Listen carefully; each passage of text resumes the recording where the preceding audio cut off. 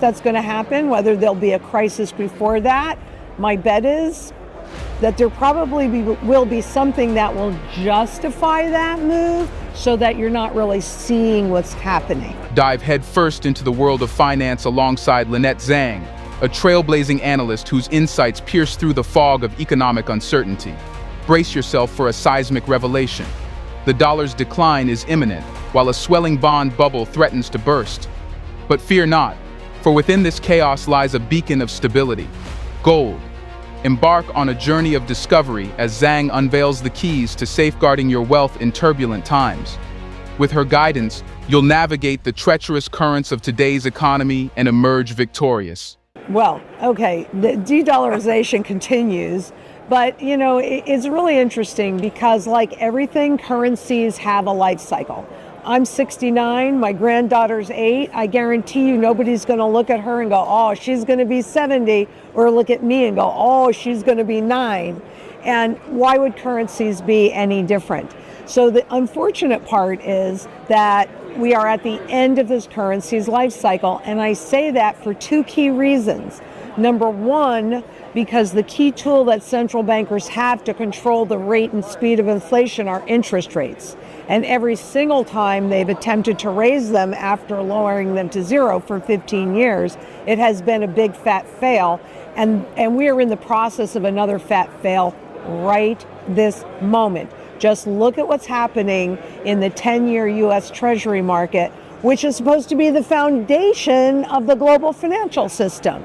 And the lack of liquidity in that market, which means the inability to buy and sell in a narrow price range, I mean, that started back in 2015. So it's just getting worse and worse and worse.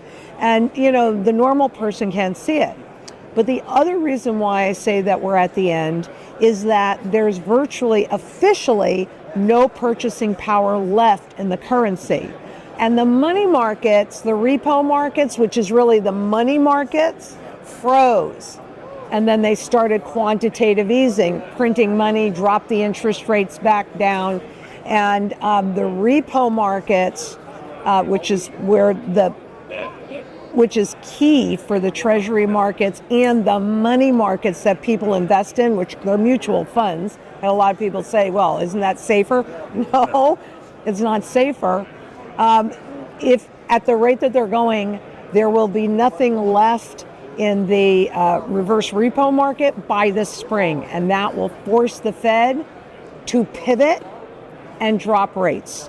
Whether or not that's going to happen, whether there'll be a crisis before that, my bet is that there probably will be something that will justify that move so that you're not really seeing what's happening. Well, in the short term, I see the yield going down. There's thus the Fed pivot because the system and the bond market and the banking system is imploding right now. We can't see it because they've covered it up, but that started to become obvious last March and April, right? So anybody that thinks that those issues were solved, they aren't. The banks are sitting on a tremendous amount of debt.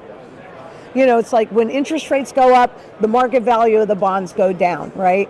So if the banks are valued with the bonds being at this level when they're really at this level, you've got a huge problem. So first, I think we're going to see interest rates go down, but then I think we're going to see them spike. I don't think it's going to be a one-day blip because, again, we are at the very end of the cycle.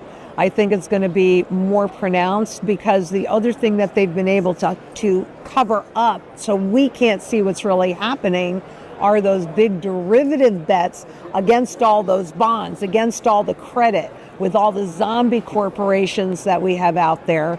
And for those that aren't familiar with the zombie corporations, those are corporations that for at least 3 years have not been able to pay all the interest on the debt. And the banks not wanting that the defaults to show up on their books, they just kept lending them money.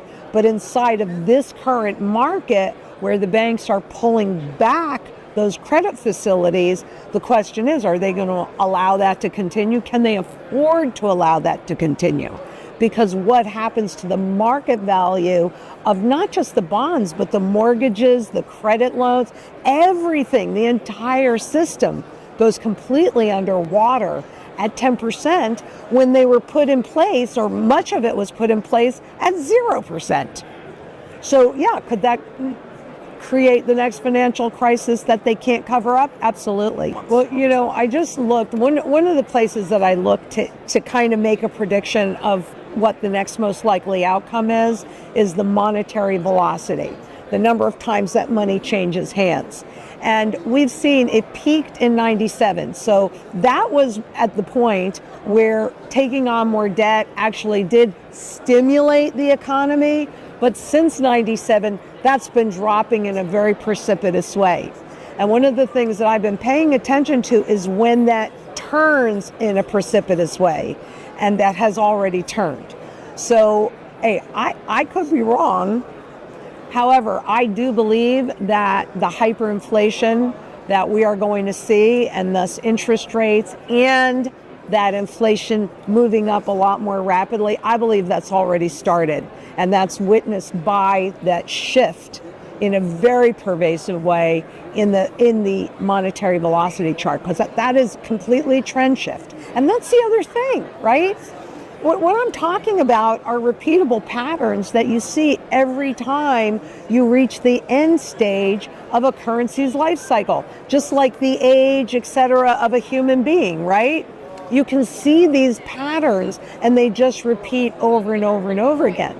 And you don't even need to necessarily understand them at a deep level, but if what you do understand is that whenever there is a pattern shift, it means something, right?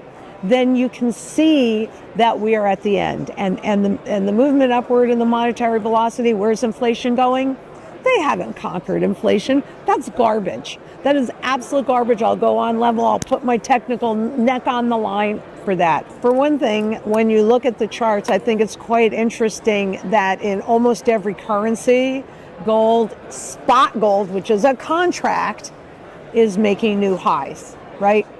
The physical market, the physical only market, is where you see, again, this trend, new highs, etc., that has broken out in a pervasive way. But even in the spot market, right, we have to understand that a rising gold price is an indication of a failing currency. And once people truly understand that the currency, the fiat money, the Canadian dollar, the US dollar, the Japanese yen, it doesn't matter, take your pick. Once we realize that they are going away, they are hyperinflating away, then you look to real money, good money, commodity money. So that's one of the reasons why I really like to do this conference. We've got the miners, but there's a finite amount of gold and a finite amount of silver, whether it's in the ground or it's above the ground. Gold's the primary currency metal against which all other fiat money, so government debt-based money, is reset, right? So they'll suppress the price, but even in the US, we've got what, a quadruple top? That just doesn't really happen, but it's also an indication of the manipulation. So I do anticipate much higher even spot gold prices this year, because that breakout is already occurring. And when you look at, for all of the miners that are here, they're all in costs to mine.